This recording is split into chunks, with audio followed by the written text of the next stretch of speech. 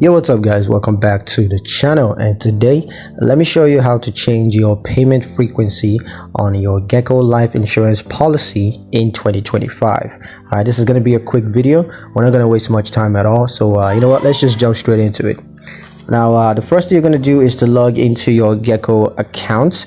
You could choose to log in on the Geico mobile app on your mobile device, or you could choose to log in on the online platform, that's the Geico website.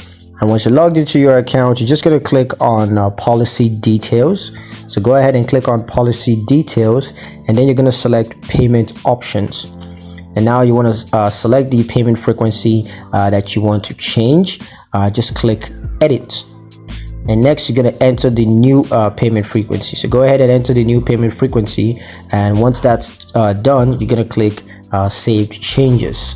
And just to make sure that a change was saved successfully, you want to go ahead and review and confirm that change to your policy.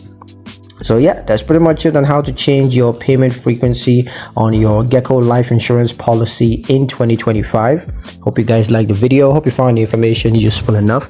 If you did, like the video, comment down below, let me know what you thought. Share the video with your friends and subscribe to the channel if you haven't done so already. And I will see you guys in the next one.